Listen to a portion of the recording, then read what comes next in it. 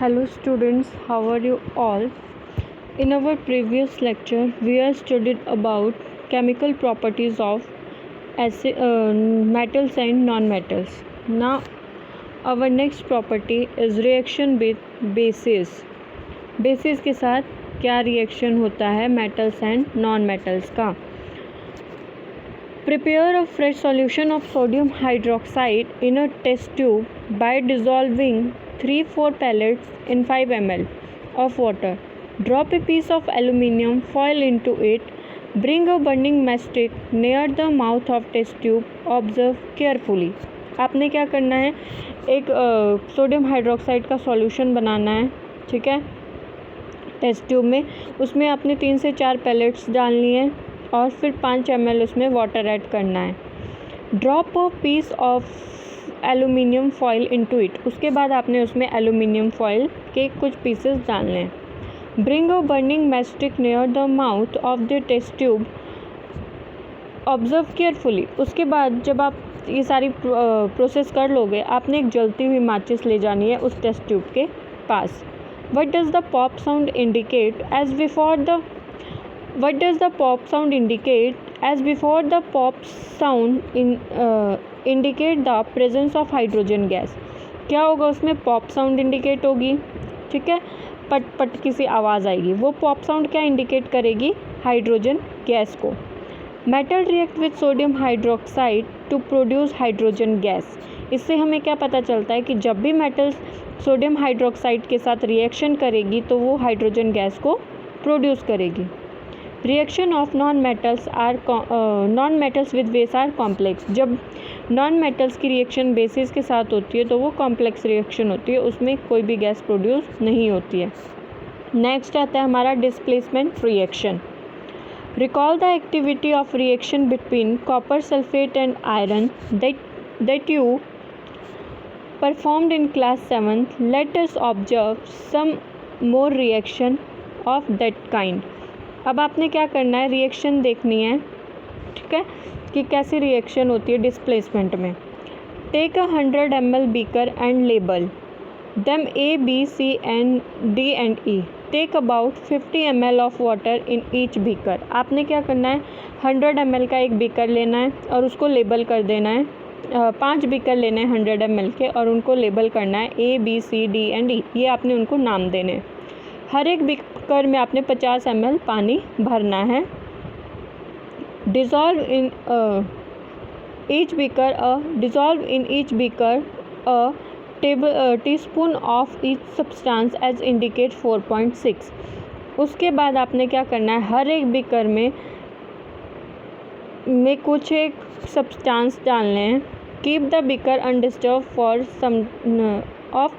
सम time. और उसके बाद बीकर्स को कुछ टाइम तक के लिए आपने रहने देना है ऐसे ही. Record your observation in your notebook. उसके बाद आपने अपनी ऑब्जर्वेशन को नोट करना है. क्या क्या डालना है आपने? कॉपर सल्फेट, जिंक ग्रेन्यूल्स, ठीक है. ए बीकर में आपने डालना है copper sulphate and zinc granules. B beaker में आपने डालना है copper sulphate plus iron nail. C beaker में आपने डालना है zinc sulphate plus copper turning. D beaker में आपने डालना है iron sulphate plus copper turning. और लास्ट बीकर में आपने डालना है zinc sulphate plus iron nil.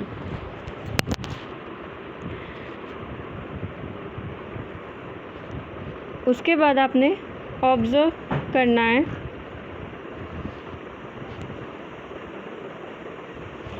What change do you observe in the various beaker. फिर आपने देखना है कि क्या क्या चेंज आए हैं सारे बीकर्स में.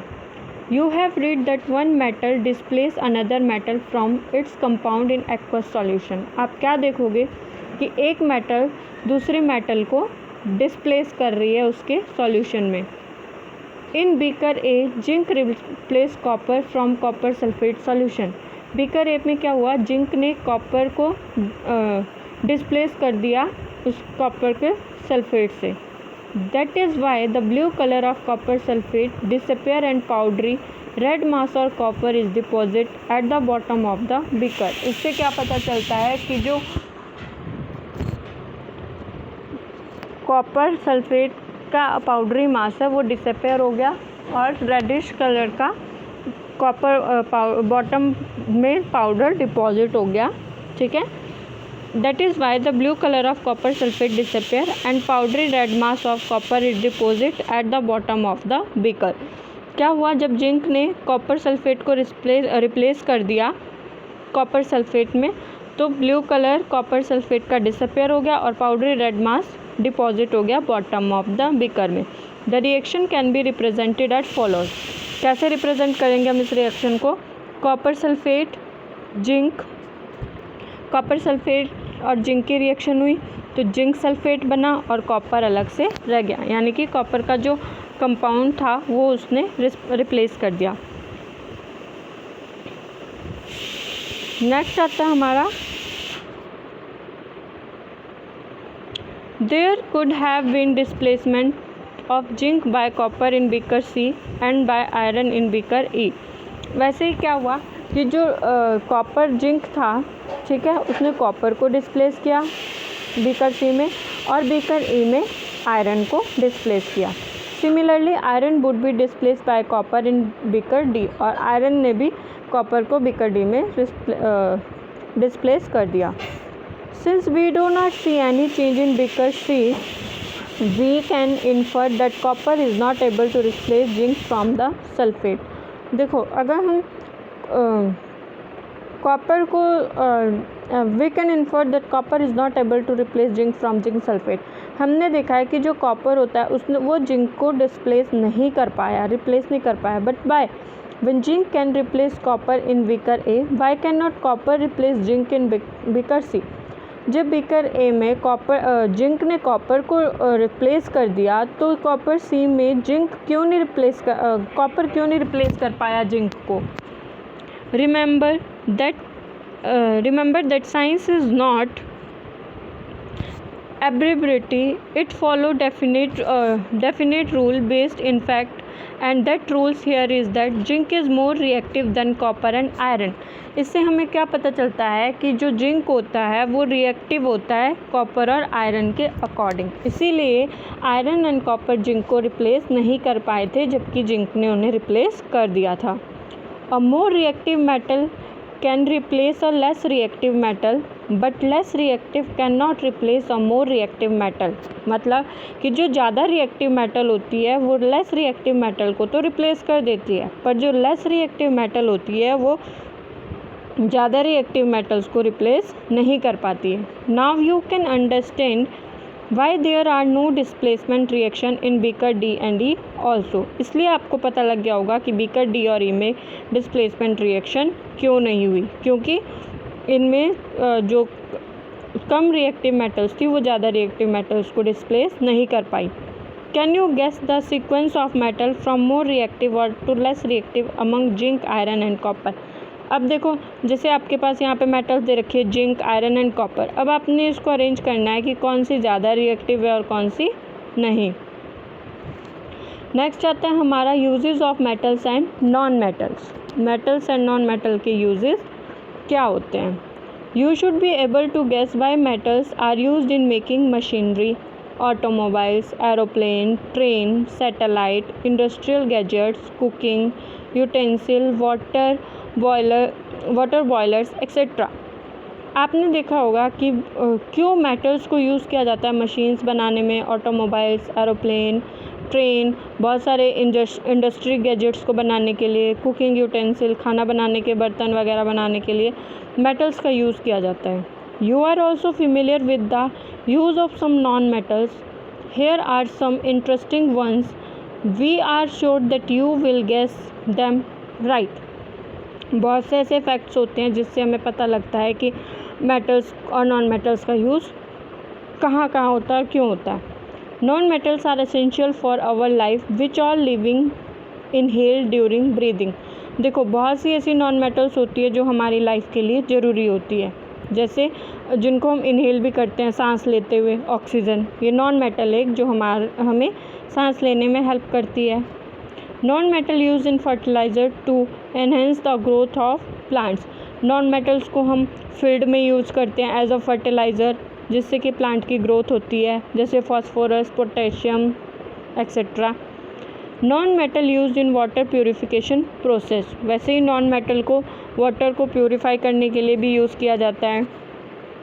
Non metal used in the purple coloured solution which is applied on wounds as an antiseptic, एक पर्पल कलर का सॉल्यूशन होता है, उसमें भी नॉन मेटल को यूज़ किया जाता है, उसको हम एज अ एंटीसेप्टिक यूज़ करते हैं।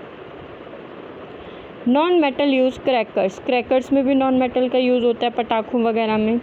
You may add some more uses of metals and non metal from your experience, आप बहुत से यूजेस मेटल और नॉन मेटल के यूज़ कर सकते हो अपने एक्सपीरियंस के थ्रू। ये हमारा चैप्टर ख़त्म हो गया है। अब हम देखेंगे कि हमने इस चैप्टर में क्या क्या इम्पॉर्टेंट चीज़ें पढ़ी है मेटल्स एंड नॉन मेटल्स से। हमने अभी तक पढ़ा है metals are lustrous whereas non metal have no lustre. हमने देखा है कि जो मेटल्स होती है वो लस्ट्रस होती है, चमकदार होती है, जबकि नॉन मेटल्स ऐसी नहीं होती है। Generally metals are malleable and ductile, non metal do not have this properties. Metals में क्या होती है, देखो मेलेबिलिटी होती है, यानी कि हम उसको शीट्स में कन्वर्ट कर सकते हैं। डक्टाइल होती है, लंबी लंबी वायर्स में कन्वर्ट कर सकते हैं, बट नॉन मेटल में ऐसी कोई भी प्रॉपर्टी नहीं होती है। Generally metals are good conductor of heat and electricity, but non metal are poor conductors. जो मेटल्स होती है हमारी वो इलेक्ट्रिसिटी की गुड कंडक्टर होती है, हीट इलेक्ट्रिसिटी की, जबकि नॉन मेटल पुअर कंडक्टर होती है। On burning metal react with oxygen to produce metal oxide which are basic in nature.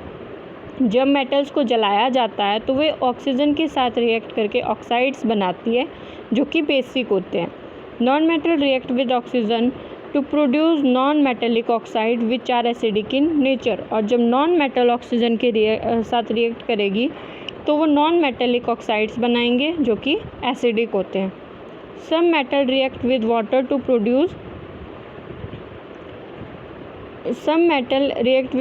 Produce metal hydroxide and hydrogen gas. कुछ एक मेटल ऐसी होती है जो वाटर के साथ रिएक्शन करती है और मेटल हाइड्रोक्साइड बनाएगी और हाइड्रोजन गैस प्रोड्यूस करेगी। Generally non metal do not react with water, लेकिन जो नॉन मेटल्स होती है वो वाटर के साथ रिएक्शन नहीं करती है। Metal react with acid and produce metal salt and hydrogen gas, और जब मेटल रिएक्ट करती है एसिड के साथ तो वो क्या करती है, सॉल्ट और हाइड्रोजन गैस प्रोड्यूस करेगी, लेकिन नॉन मेटल्स एसिड्स के साथ रिएक्शन नहीं करती है।